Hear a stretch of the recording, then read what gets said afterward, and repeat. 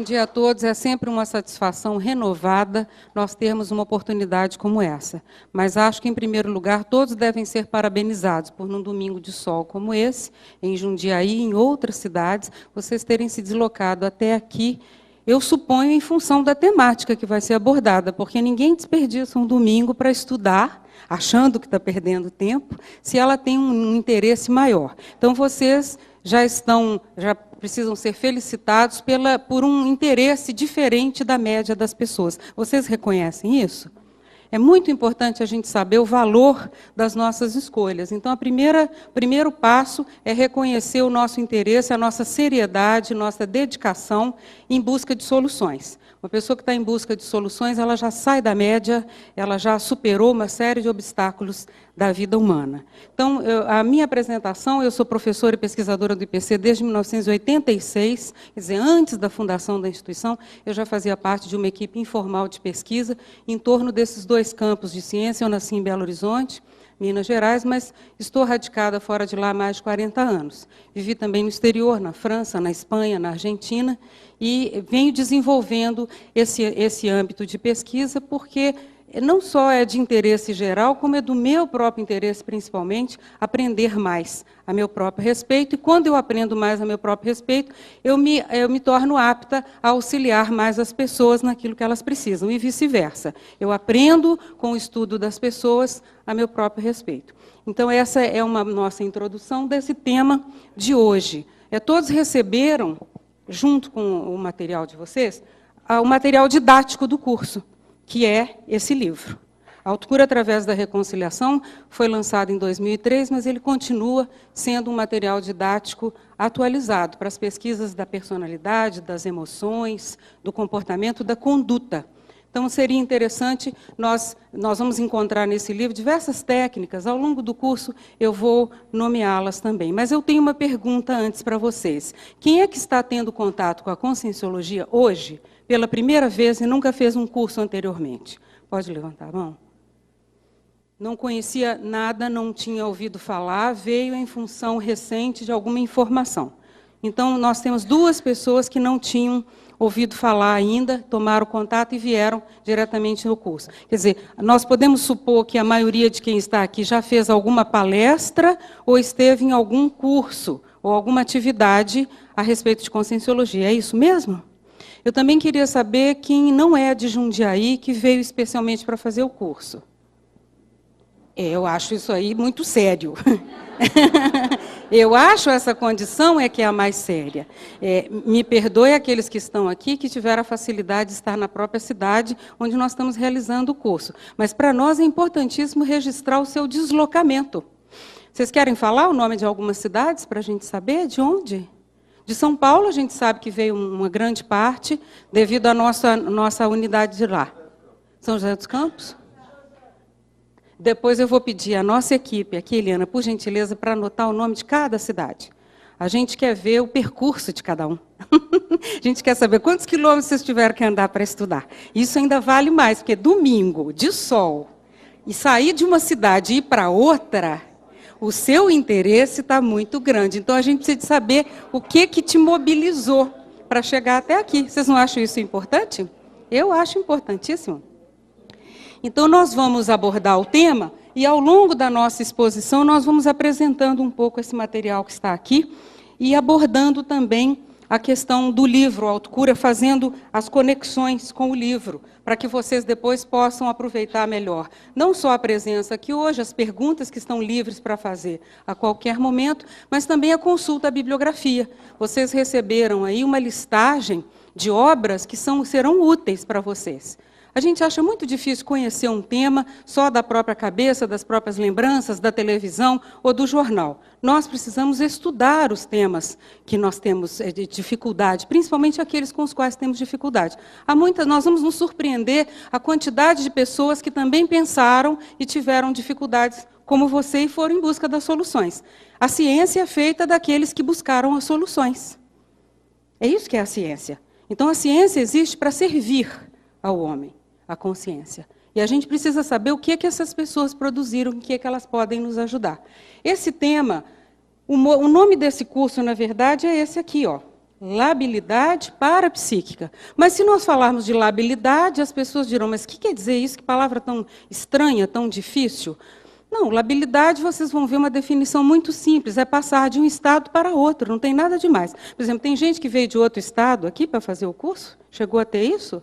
É do mesmo estado, mas a pessoa pode passar de Santa Catarina para o Paraná para fazer um curso, por exemplo. Ela mudou de estado, mas a consciência muda de estado íntimo.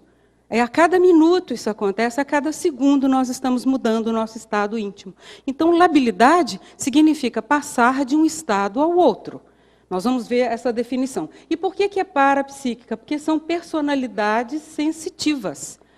A pessoa parapsíquica, paraperceptiva, sensitiva, paranormal, o nome que a pessoa quiser dar, isso é irrelevante. O que importa é a sequência de fenômenos que essa pessoa vivencia, que sai da realidade habitual daqueles que só trabalham com os 5 sentidos. Fica bem mais fácil. É mono, é igual canal aberto. Agora, a questão da nossa pessoa sensitiva ou parapsíquica, ela é canais a cabo. E é uma profusão infinita de sensações e percepções que essa pessoa tem. Então, nós supomos que uma boa parte, se não a maioria de vocês todos que estão aqui hoje, apresentam uma condição mais do que pegar 5 canais ou 4 da TV aberta. Vocês sintonizam outros canais. E esses outros canais são legítimos, nós precisamos conhecê-los bem e fazer a seletividade. Quando você está em casa lá com o seu controle remoto, você faz a seletividade da programação que você quer ter. O sensitivo nem sempre sabe fazer isso. Ele pega o que vem na onda. Ele é uma antena ligada, ele não sabe o que vai acontecer. Então, ele sintoniza canais que não são produtivos, nem construtivos, nem interessantes. E ele, de vez em quando, sintoniza um canal com uma programação fantástica, cultural, evolutiva, fora de série. Então, nós vamos fazer aqui um estudo sobre a seletividade de canais. Isso é a labilidade parapsíquica. Vamos passar, sim, de um canal para o outro, mas pela vontade própria, e não dominado pelo fluxo dos acontecimentos. Está clara essa ideia para vocês? Labilidade, passar de um estado a outro. Nós vamos aprofundar esse tema bastante em outros momentos, mas seria interessante comentar quem está organizando esse evento. Esse evento é trabalho de muitas mãos, e um trabalho de voluntariado, que é muito interessante comentar. Então, os 99% dos nossos colaboradores, prestadores de serviço e, vamos dizer, trabalhadores incansáveis, trabalham em sistema de voluntariado no IPC, que é uma instituição que foi fundada no Rio de Janeiro em 88. Eu tive o privilégio de acompanhar a pré-fundação com o grupo de estudo que se reunia desde 1981. Em 86 eu já fazia parte desse grupo. A nossa atual sede, a matriz, o escritório central, vamos dizer assim, a organização geral, está hoje radicada em Foz do Iguaçu. Vocês vão ver por quê. Em Foz do Iguaçu tem um complexo de instituições que pesquisam a conscienciologia, esse campo novo de ciência, e a maioria se radicou lá, por uma série de facilidades. Nós temos um centro de pesquisa enorme, estamos construindo áreas maiores para bibliotecas e laboratórios, e um campus de experimentos que em outras cidades seria inviável, até pelo custo que isso traria, sendo uma instituição sem fim de lucro em sistema de voluntariado. Foi comentado pelo professor Antônio já aqui a questão da utilidade pública que nós ostentamos desde 1998. Há 10 anos, o governo federal, no caso o Ministério da Justiça, em Brasília, reconheceu o trabalho que a nossa instituição faz para grandes públicos em palestras públicas, atendendo instituições de todos os tipos.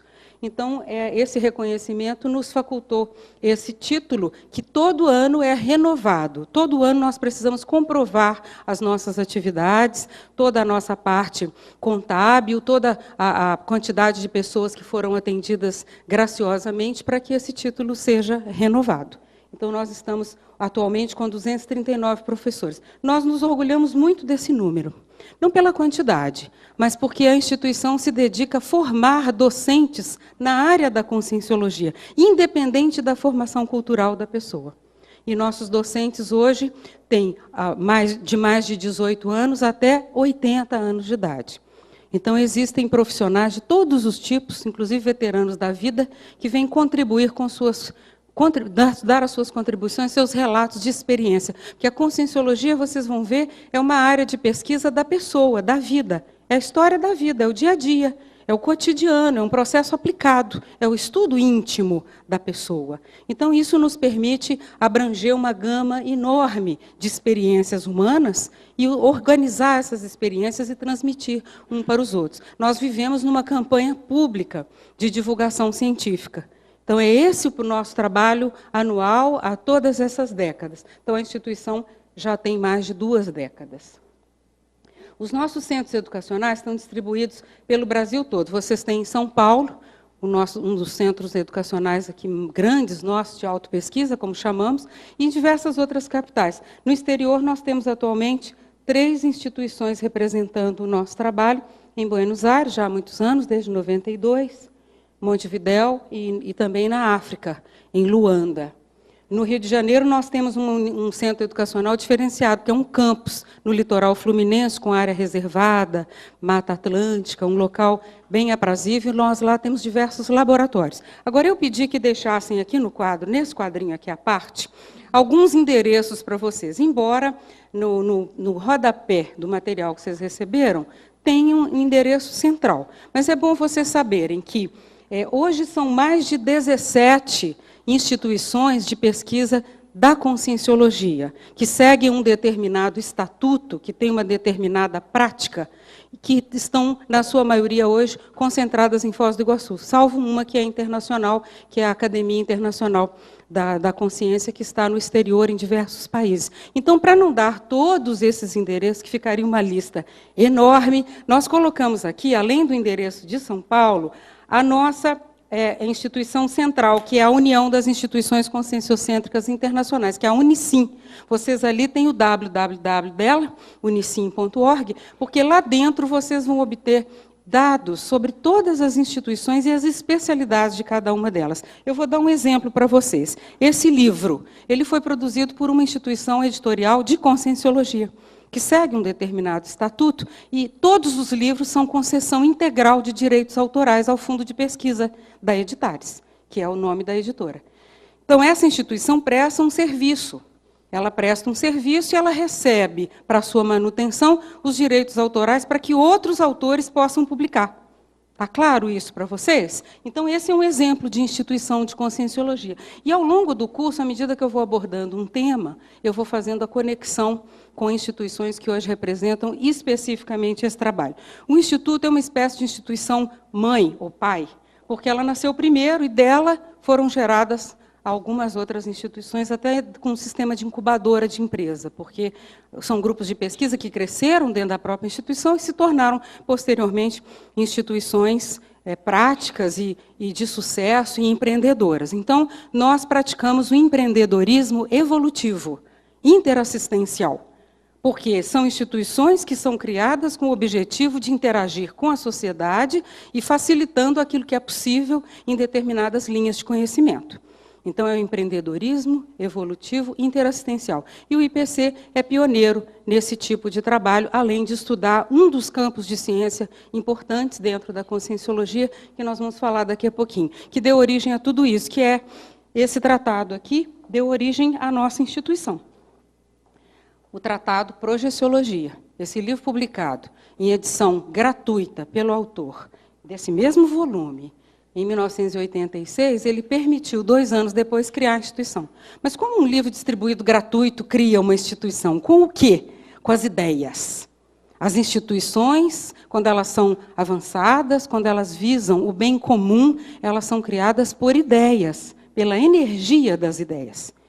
E não somente pelo dinheiro, que é uma das formas de energia até bem básica dessa dimensão em que nós vivemos. Então, esse livro, distribuído gratuito, que custou uma pequena fortuna na época, gerou uma instituição, que é o IPC.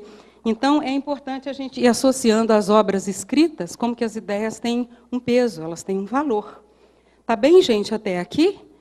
Então, nós já falamos de algumas obras para vocês, falamos de algumas instituições, os endereços estão aqui, mas eu gostaria de salientar também que quem quer hoje ter contato direto com o propositor dessas ciências, com a conscienciologia e suas especialidades, que é o professor Valdo Vieira, um mineiro nascido em Monte Carmelo, em 1932, essa pessoa, todos os dias, a 12h30, pode sintonizar um site, www.tertuliaconscienciologia.org, e o professor, dentro de uma área construída especialmente para esse fim, um lugar de debates, um centro de debates que chama-se Tertuliário. Tertúlia é um encontro intelectual para debater ideias. Então, esse local foi construído para esse fim, e todos os dias, entre 12h30 e 2h20, o professor Valdo Vieira está neste endereço, para qualquer pessoa, em linha direta com os telealunos, ou como nós costumamos chamar, os teletertulianos. Essas pessoas podem fazer perguntas online, diretas ao professor, ele responde na hora, e nós continuamos. É um eterno curso, é um eterno EAD, é um curso de ensino à distância, só que permanente, de longo curso. Qualquer pessoa pode acessar. E é bom porque, a partir das tertúlias, vocês vão ver que tem uma instituição, a segunda, que foi pioneira também, nesse aspecto, que é o CAE, que é o Centro de Altos Estudos da Conscienciologia, que está em Foz do Iguaçu, Paraná, local para onde o professor Valdo se transferiu, se radicou desde 2000, e, em seguida, ali transferiu para lá a sua biblioteca. Hoje são mais de 80 mil itens que compõem a nossa biblioteca, tanto que não se chama mais biblioteca, se chama holoteca, holo de conjunto, porque reúne todas as tecas ali dentro para a pessoa pesquisar. Por isso, para nós, é interessante integrar esse polo científico em Foz do Iguaçu. Tá bem, gente, até aqui? Vocês gostariam de fazer alguma pergunta? Para a turma que chegou mais cedo aí, tá bem? Então, nós seguimos mais um pedacinho, vamos ver para onde isso aqui nos leva, é para lá. Esse tema o professor Antônio abordou agora na entrada. Vocês admitem que o temperamento estável garante uma qualidade de vida melhor? Nem no meio artístico, hoje, a pessoa dá chilique está sendo bonito. Está ficando insuportável, em tudo quanto é lugar, a pessoa que perde as estribeiras por um nada. Que fica de tromba, aborrecida, zangada por qualquer detalhe. A suscetibilidade caiu de moda, é retrô, totalmente fora do padrão, démodé.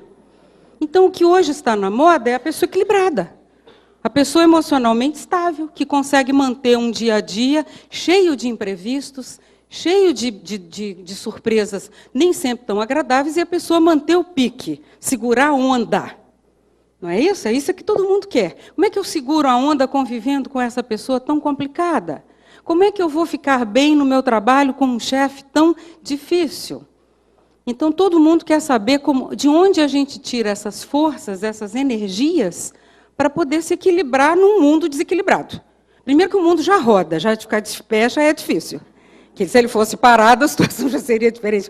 Mostra que a evolução, ela gira. O mundo gira, a lusitana roda, a fila anda.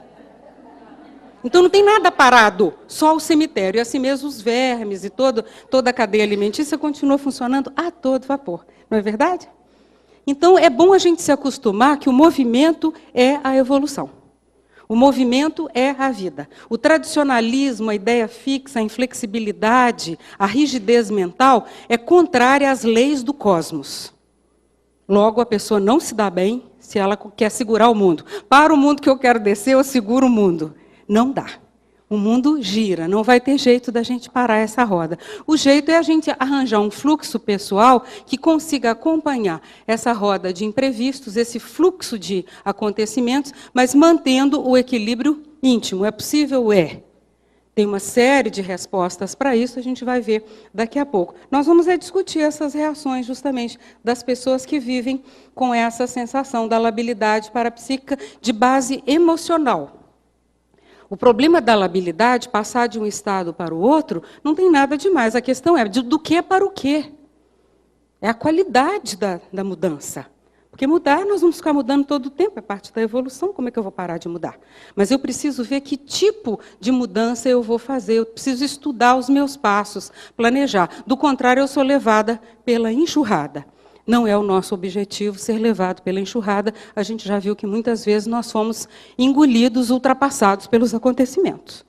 Tem até uma expressão em francês muito boa para isso, é dépassé par les événements. Eu gostava muito dessa expressão. Engolido pelos acontecimentos, ultrapassado pelos acontecimentos. E, geralmente, na labilidade é o que acontece. A pessoa chega num local, encontra alguém, algum assunto é abordado, e a pessoa muda totalmente de perfil emocional. Ela começa a se alterar, criar uma irritabilidade surda, um mal-estar súbito, e a partir dali ela fica azeda.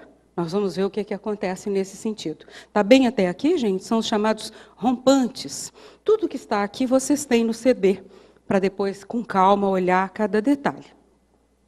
Vamos ver aqui, então, olha. Segundo a Conscienciologia, esses surtos, eles têm uma razão de ser. Geralmente, a pessoa apresenta, ou ela é sensitiva, que essa é uma boa hipótese que a gente está trazendo, a pessoa sensitiva, parapsíquica, que tem uma percepção das energias, dos ambientes, dos locais, que vão além dos 5 sentidos. Mas essa pessoa também apresenta, geralmente, uma autoestima instável, uma certa insegurança emocional. Ela não sabe o que ela vai esperar, nem dela mesma. Ela fica surpresa consigo mesma.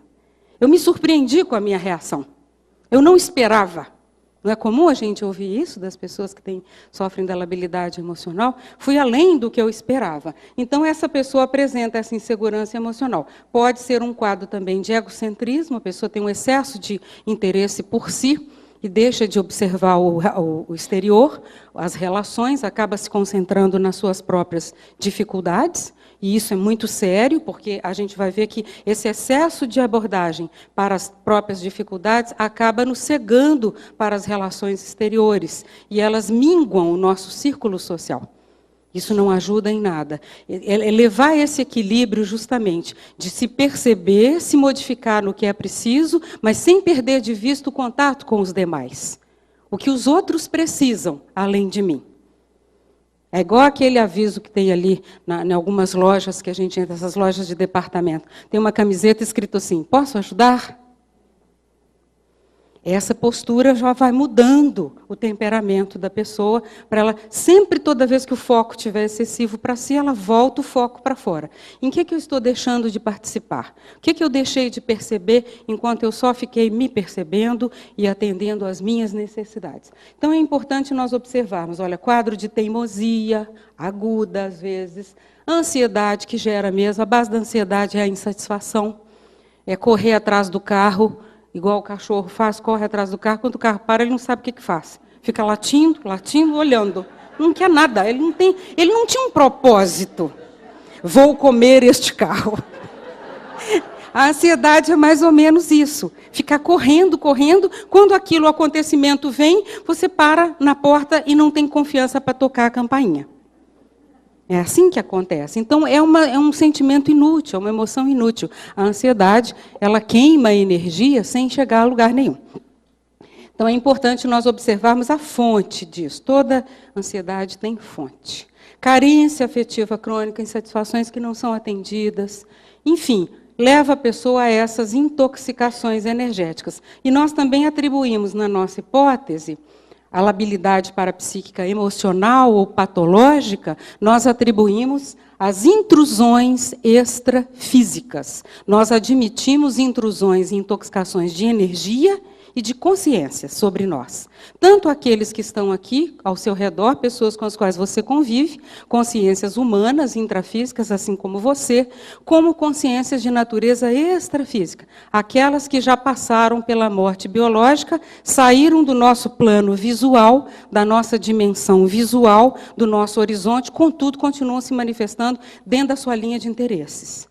Então, essa é uma abordagem que nós achamos que pode ajudar, por ser uma abordagem científica, que você não precisa de nenhuma crença para admitir, só precisa da sua experiência, do seu conhecimento. Então, essa postura íntima é a postura do cientista. Ele, em princípio, admite as hipóteses, e ele vai experimentar para ver se aquilo é real. Se você já experimentou essa sensação de sofrer influenciação extrafísica no seu cotidiano, você está predisposto à hipótese de trabalho que a conscienciologia e a projeciologia apresentam.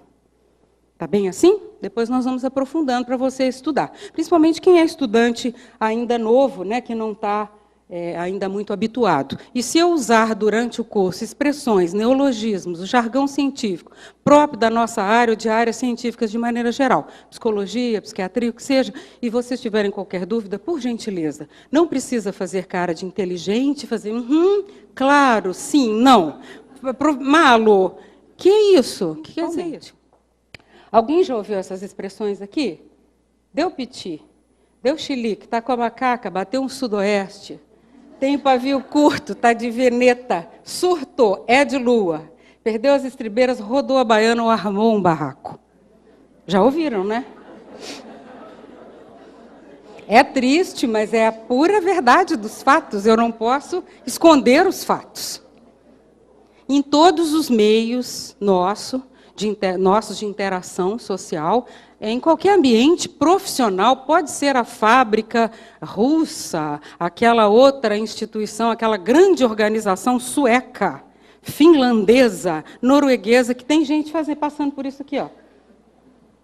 Os ingleses perdem as estribeiras, por incrível que pareça, com toda a elegância. No nosso Senado da República, Sua Excelência é uma anta. Não, peço licença a Vossa Excelência, que é um completo idiota. Não é assim o tempo todo?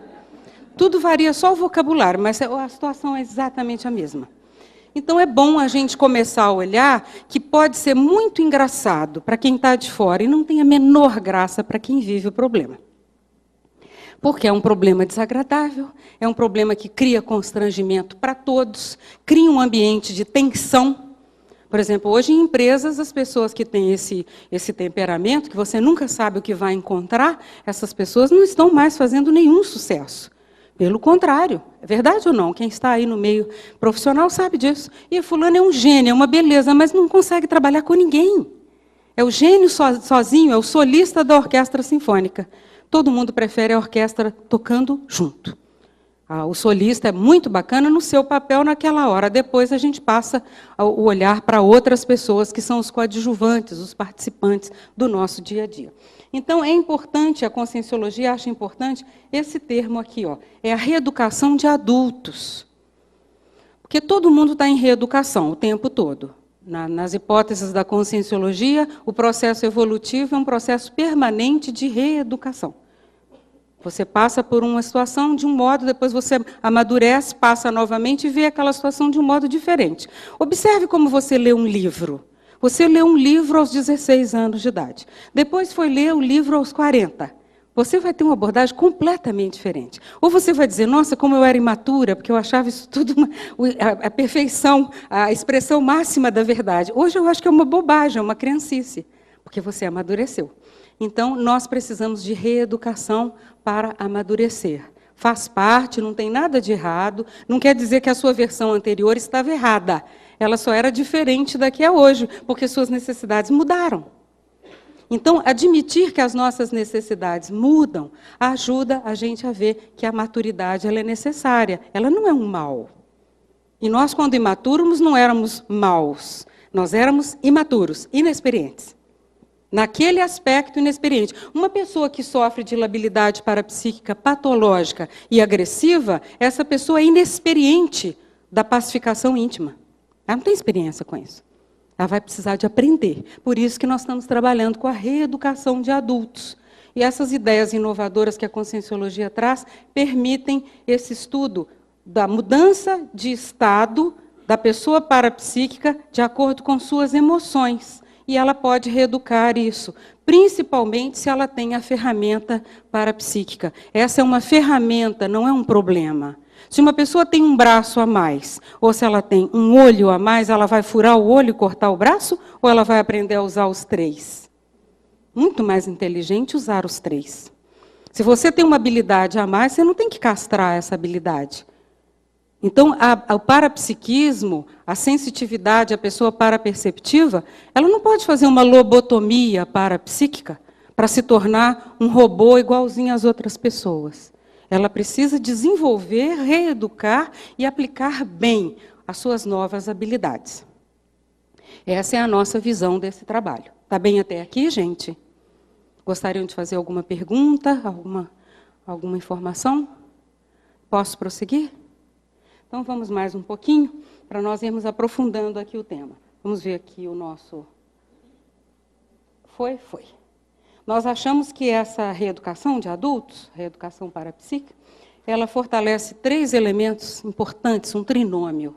A autoestima, hoje se escreve junto, tá? Não penso que está errado, é a nova grafia.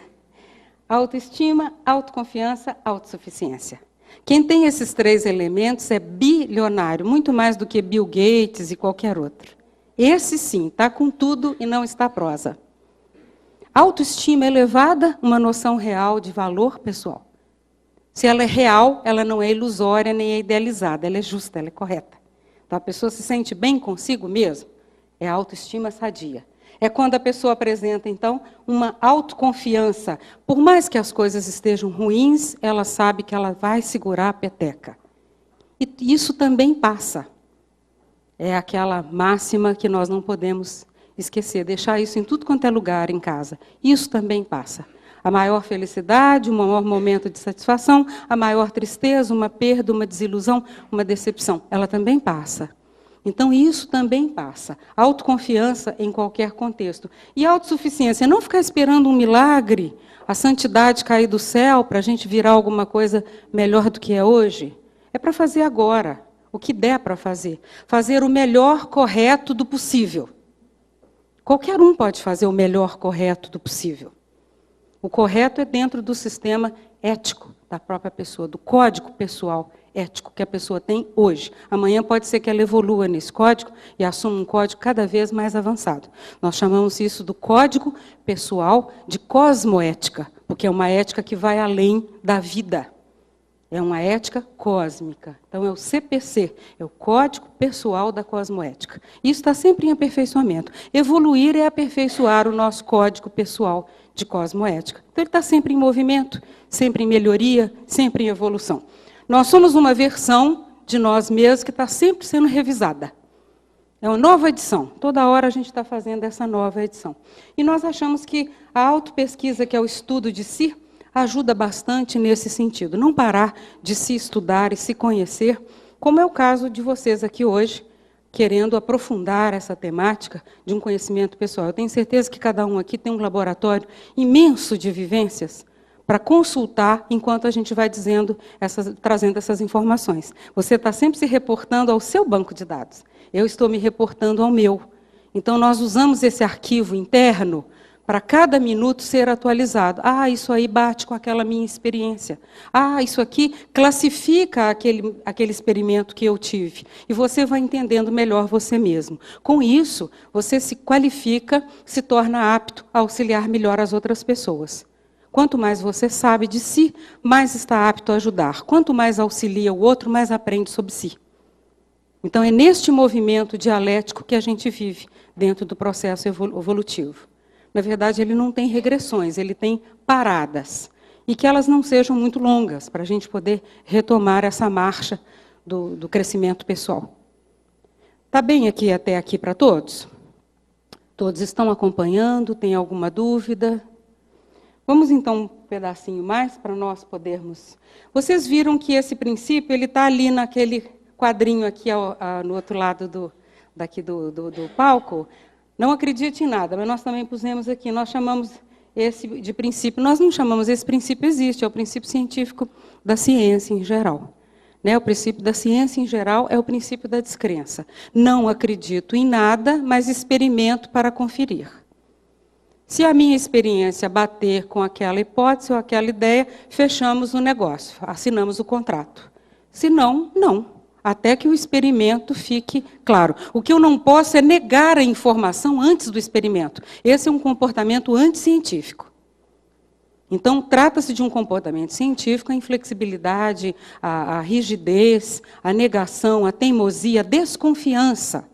O cientista, ele não desconfia das substâncias que ele manipula ou dos experimentos que ele está fazendo no laboratório. Ele vai observar, ele vai fazer as anotações. Ele quer conferir os padrões, ele quer saber do que se trata. Mas ele não pensa, esse macaco está me enganando, este ratinho está querendo me passar a perna. Não é assim? Ele jamais faz isso. Este pombo está mal intencionado. Um cientista não faz isso. Ele não sofre de um mal da desconfiança eterna daquilo que ele está experimentando. Ele faz o experimento e vê qual é a resposta que ele obtém. Agora, como é que eu vou me estudar, me pesquisar, me conhecer... E convivendo com os demais, se eu desconfio da própria sombra. Então, nós não podemos confundir esse princípio científico da descrença com o princípio anticientífico da desconfiança. Ele não tem base, ele é um processo imaginário, ele está baseado nas crenças da pessoa, na base emocional, ele não tem nenhuma racionalidade.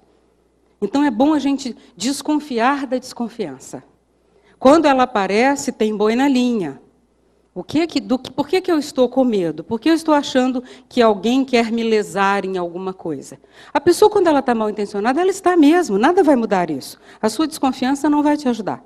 As pessoas mais desconfiadas são as mais passadas para trás, já perceberam? Eu já notei isso e tenho esses dados. A pessoa tem medo de tudo. Tranca a porta inteira, a janela e o ladrão entra pela varanda. Não tem jeito, a pessoa só para estar atento, tem que estar tranquilo. Sem tranquilidade não há atenção, não há prudência. Então a prudência, ela vem quando a gente está tranquilo. A desconfiança é um processo de ansiedade, ele é baseado na ansiedade, porque ele pressupõe que você vai ser passado para trás, vai ser lesado, enganado, enrolado. Então, nós estamos aqui nesse processo de troca de informações hoje com o objetivo de informar, não de convencer ninguém dessa realidade.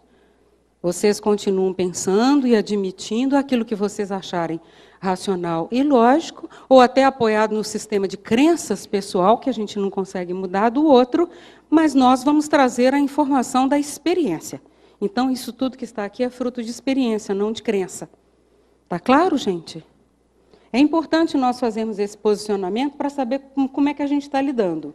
Esse curso é resultado de experiência com a hipótese, que eu fiz a pesquisa. Aliás, para quem tem interesse, em 2004 eu publiquei o primeiro trabalho sobre labilidade parapsíquica nos anais da primeira jornada de administração de conscienciologia. Está ali à disposição. Chama-se Equipes Criativas e Labilidade Parapsíquica.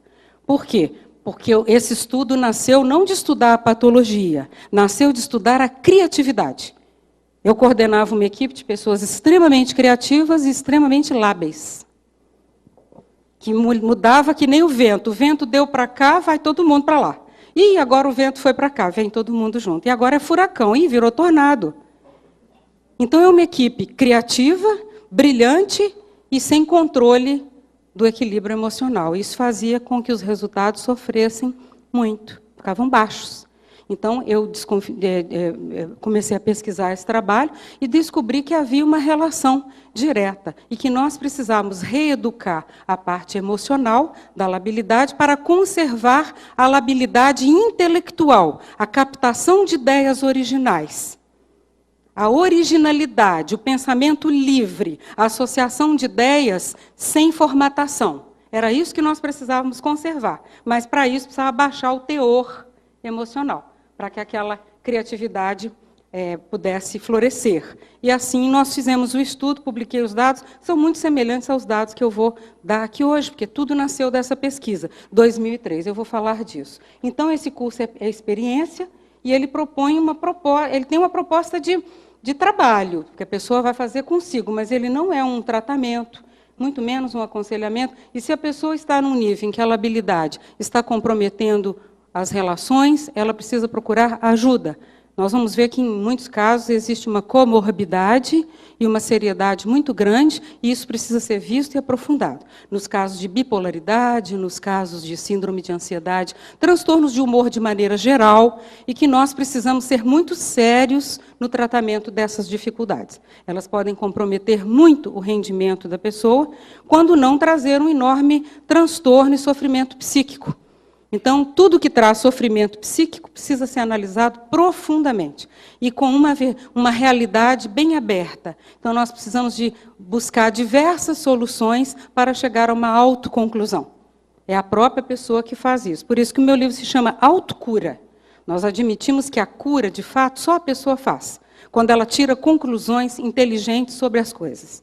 E não porque ela tomou o remédio A, B ou C ou fez o tratamento Y. Não que isso não seja válido, olha aqui. O profissional de saúde é indispensável em qualquer contexto de sofrimento emocional, físico, psíquico. Está claro?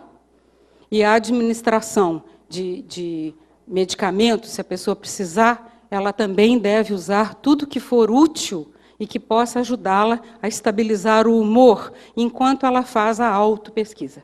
Tudo isso é compatível. Nós não somos nada contra nada disso. Está claro?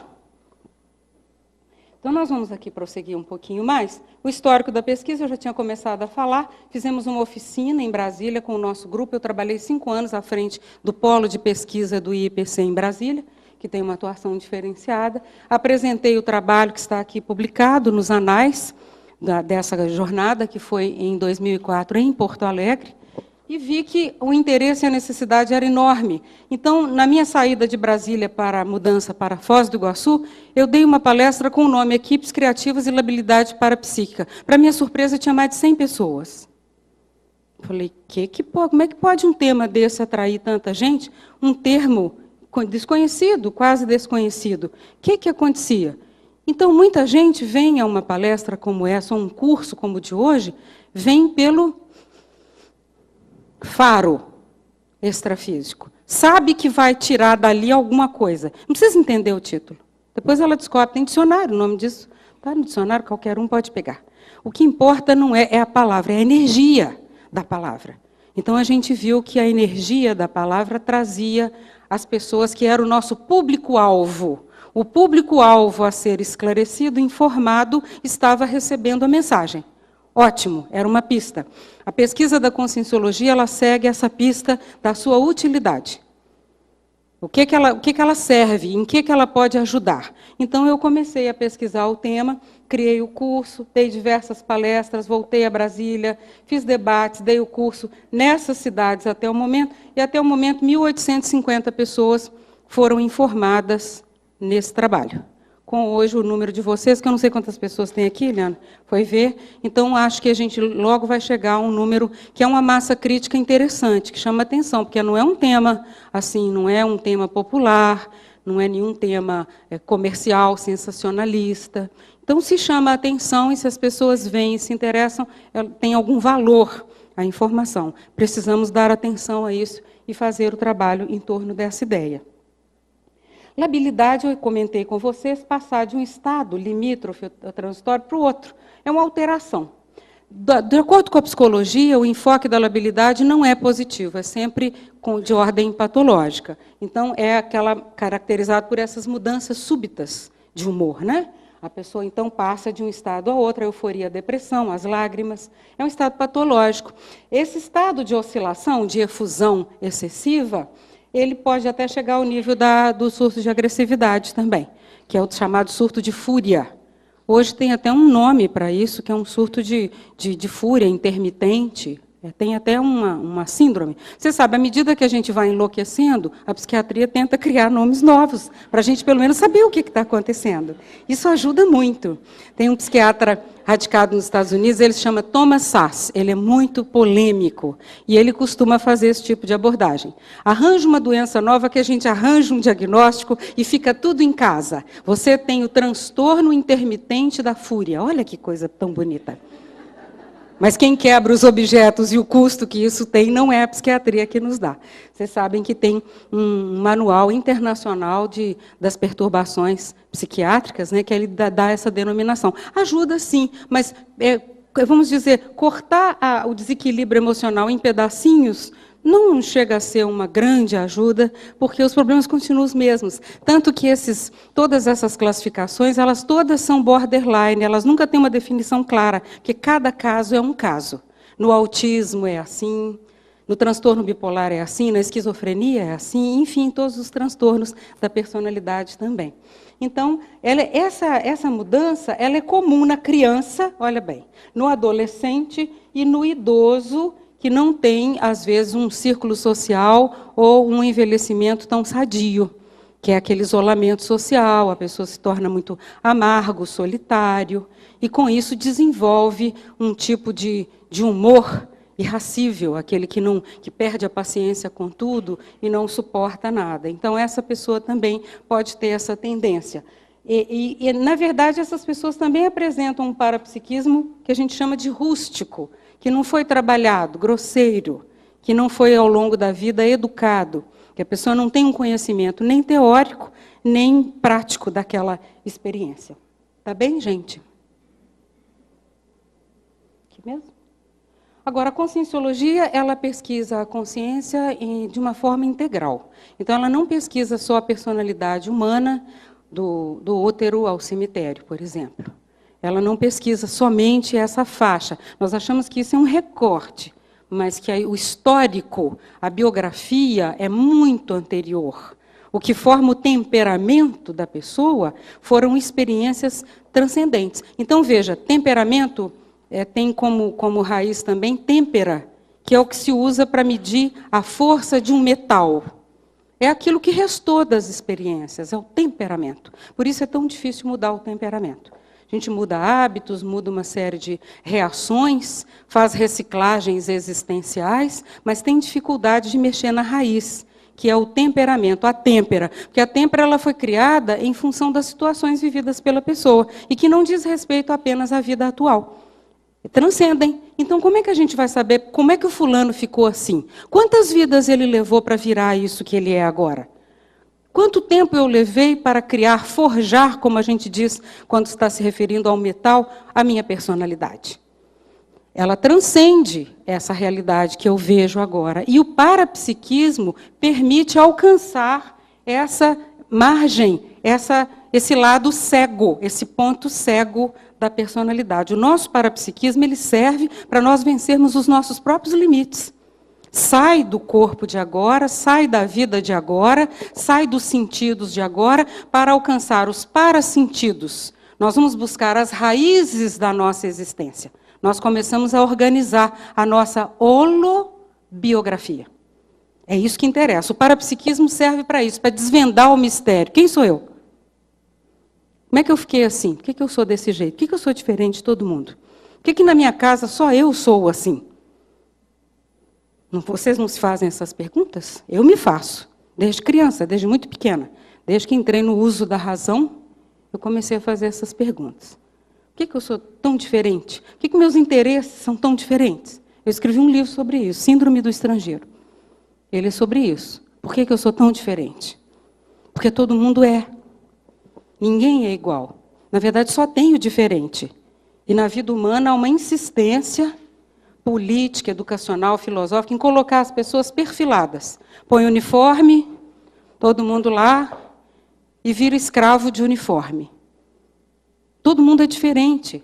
Então, o estudo da conscienciologia liberta a consciência da ilusão da igualdade. Ela não é igual, ela é irmã. Por isso que ela precisa de ser fraterna. Porque o outro também passa as dificuldades que você passa. Nós somos todos singulares na nossa natureza e muito parecidos pelas necessidades evolutivas. Nós todos caminhamos para necessidades evolutivas. Então, quando nós entendemos a necessidade evolutiva do outro, nós estamos praticando um sentimento que vai além dessa convivência social. É o fraternismo, é o querer entender o outro como um semelhante, mas não igual. Igual ninguém é, todo mundo é diferente. Então, a conscienciologia preserva a individualidade da pessoa para ela conseguir entender. Porque se ela quiser se comparar com A, com B, com C, vai degradar tudo, ela não vai chegar a lugar nenhum. Vocês já viram os pais querendo educar com aquela boa intenção, os professores também? Você poderia ser igual ao seu irmão. Se fosse igual, já seria gêmeo, que já é uma condição que a pessoa às vezes não é. E mesmo se sendo gêmeo, o estudo de gêmeos prova que eles são completamente diferentes. Quer dizer, não dá certo. Essa coisa de querer passar a régua, nivelar, a gente só pode nivelar em termos o conhecimento. Em termos, por exemplo, eu cheguei aqui hoje com vocês, nós estamos fazendo diversos nivelamentos de conhecimento, para nós podermos prosseguir para novas ideias. A gente tem que fazer isso. Agora, ninguém é igual. Então, é muito importante preservar. E a conscienciologia, ela justamente pega o estudo da pessoa nessa realidade mais ampla. A personalidade, para nós, ela ultrapassa a vida humana. Então, ela é uma personalidade integral. Esse é o estudo da conscienciologia.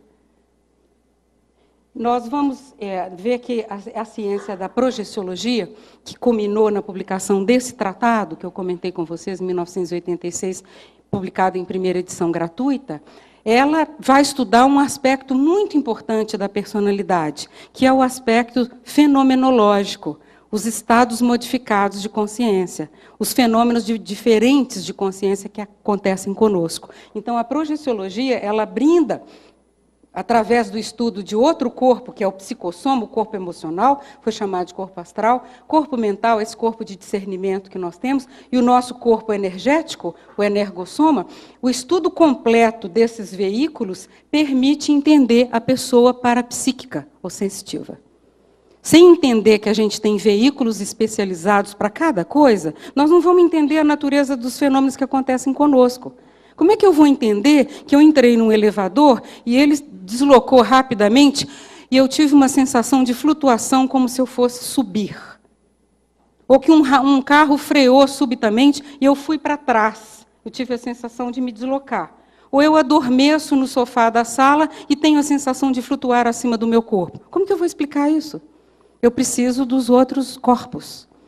Entender a vivência de cada um deles, a fisiologia, ou se a gente pode dizer a parafisiologia. Então, a projeciologia, ela aprofunda o estudo da parafisiologia de veículos que não são de carne, de células, que não são orgânicos, e que todos aqui são dotados. Nós vimos uma vez num curso nosso introdutório, lá pelos idos do nosso início de trabalho, a moça dizia, não, eu acho que no meu kit não veio o mental soma. Eu tenho muita dificuldade intelectual. Falei, não, esse é o tipo, não precisa reclamar com o PROCON, porque veio. Se você procurar, você vai achar o seu. Ninguém sai dessa estrutura, porque para estar na natureza humana, para configurar um corpo físico, você precisa ter uma matriz. E uma matriz vai precisar da outra. Então, a matriz principal é o mental soma, que plasma os outros veículos até chegar no corpo físico, que é um corpo transitório, os outros são mais permanentes, porque eles são matrizes, eles são campos organizadores, eles são modelos organizadores.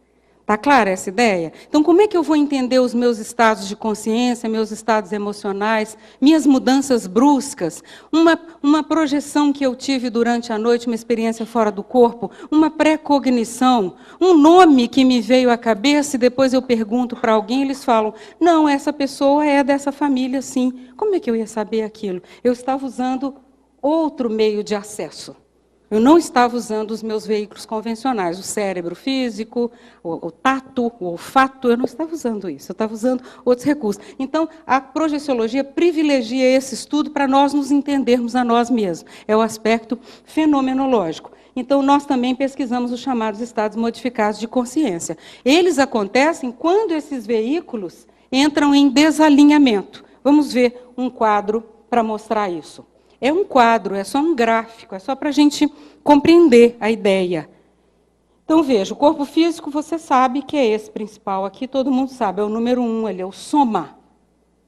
Ele tem relação com a genética, com a hereditariedade, mas ele tem uma matriz. Essa matriz que plasma ou ajuda a manter esse corpo é o psicossoma. É esse que sai durante a noite ou dos estados alterados de consciência. Ele se desloca minimamente ou se desloca muito longe. Depende do estado de relaxamento em que o corpo está. Durante o sono profundo, ele pode ir mais longe. Essa base é necessária porque eu não vou me entender se eu não entender que tem outros corpos. É muito importante nós termos essa visão. E o veículo mais importante é esse, é o mental soma, porque ele é o veículo racional. Ele não tem uma forma física. Tanto que quando as pessoas têm projeções mentais somáticas, elas têm a sensação de perda de formas. Delas estarem se manifestando só como um fulcro de inteligência, mas de não terem forma humana. Então, esses veículos, como é que eles ficam grudados um no outro? A cola é o energossoma. É a energia, a vitalidade dessa dimensão, que a gente adquire pela respiração, adquire pela alimentação. São várias formas, líquidos, nós comemos alimentos sólidos. Esse processo fixa os veículos para que nós passemos a vida humana dentro do estado chamado de vigília física. Então, aqui hoje eu não vi ninguém dormindo, nem ameaçando assim por enquanto. Então, está todo mundo coincidente. Eu não sei se depois do almoço eu vou poder repetir essa frase, mas vamos fazer força. Está todo mundo ligado, atento, funcionando. Então, nós estamos em estado de coincidência. Vamos ver como que isso aqui funciona. Ó, esse é o estado desalinhado de descoincidência. Os estados alterados da consciência predispõem à labilidade parapsíquica emocional. Entrou boi na linha. Aconteceu alguma coisa. Você entrou no seu ambiente de trabalho, o ambiente está conturbado. Energias gravitantes, presenças extrafísicas estranhas, intrusas, patológicas. Você que tem essa predisposição, essa abertura energética que o sensitivo tem, ele não é fechado no seu campo, ele tem o campo aberto para interagir, ele está disposto a interagir. Então, com isso, ele recebe as influências externas. É o estado da descoincidência do holossoma. Esse estado é muito importante a gente entender, porque nós convivemos com ele todo dia. Durante a noite, você teve uma descoincidência maior, tanto que saiu do corpo. Para o corpo relaxar, você sai. Ele fica vazio, sem inquilino, sai a consciência. Ao retornar, o corpo já estaria recuperado, você retoma a vigília para mais um dia. Então, esse mecanismo ele é ininterrupto, ele acontece durante toda a vida. E ele pode acontecer também em estados patológicos, como o coma, o desmaio, enfermidades prolongadas, que produzem uma descoincidência maior patológica nesse caso. Está bem assim para vocês? Ficou claro? Alguma dúvida para os marinheiros de primeira viagem? Pelo jeito não tem aqui marinheiro de primeira viagem. Só tem veterano, capitão. Tá bem? Então, nós partindo desse trabalho aqui, nós já temos uma visão mais séria. E agora nós podemos entrar no modelo que rege as informações que nós estamos passando. É um modelo que vai um pouquinho além, se a gente não disser muito além, do paradigma da ciência tradicional, oficial, ou materialista, porque hoje são tantos paradigmas que a gente não pode se referir a um paradigma da ciência. A ciência hoje tem diversos paradigmas. Mas nós trazemos uma ciência de ponta, uma ciência avançada, de pesquisas mais atualizadas sobre a personalidade, sobre a natureza do homem, a consciência, no caso, e essa abordagem integral da consciência exige incorporar ao modelo da pesquisa, que é o que nós usamos aqui, a bioenergética, a parte das bioenergias, são indescartáveis. Na verdade, os problemas, as perturbações, os desconfortos, os constrangimentos que a pessoa passa, porque tem labilidade parapsíquica, na sua média podem ser controlados por aqui, ó. É só não permitir que a energia entre em turbilhão. Não entorne o caldo, como a gente diz. Antes de entornar o caldo, você tampa a panela. Então, a situação fica sob controle. Nessa fase aqui, dá para a gente fazer muita coisa. Admitindo que você tem mais de um veículo, você tem um veículo emocional, além da energia, um veículo emocional e um veículo racional, que esse é que deveria assumir o controle, mas não está assumindo. A emoção está entrando no meio, está sabotando todo o processo. Nós precisamos diminuir essa intrusão, diminuir, controlar sem reprimir essa intrusão, mas conhecer. Então, para conhecer, você não pode reprimir, é a primeira situação. Então, precisa aprender a deixar acontecer, mas com você no controle das energias, para não chegar a criar dificuldade para mais ninguém. E você conseguir observar, porque o trabalho com as bioenergias permite transformar você no observador. Você não sofre as circunstâncias, você observa as circunstâncias. E você está dono do pedaço. Para isso, a gente tem que estar flexível. Olha o paradoxo. A pessoa teimosa, ela enrijece e ela se reprime, estoura mais rápido. É como se fosse um barril vazio que você quer aprofundar no nível da água e quando solta, ele pula. Não dá para fazer isso. Então, tem que saber deixar a emoção aparecer para você conhecê-la, mas, ao mesmo tempo, dentro de um perímetro, dentro de uma condição segura para você e para os outros. As bioenergias permitem. É uma espécie de amortecedor. Você consegue controlar a sua ação, a sua atividade, e aprendendo a conhecer cada situação. Então, é factível. Nós achamos também, dentro do nosso modelo, que a consciência vive multidimensionalmente. Por exemplo, um curso como esse, vamos supor, quantos alunos tem aqui, em média? 118 tem na sala? 118 alunos aqui, sentados nas cadeiras, mas a projeção multidimensional desse curso é maior. Eu sei porque eu já percebi, antes de chegar aqui, na semana anterior ao curso, nos processos de clarividência, nas projeções, os para-alunos. Nas tertúlias lá do CAEC, que eu comentei com o professor Valdo Vieira, ele tem os teletertulianos, nós também temos os telealunos aqui, em todos os lugares, porque a consciência se manifesta multidimensionalmente. Então, ela é percebida, de acordo com o nível de cada um, ela é percebida nas outras dimensões.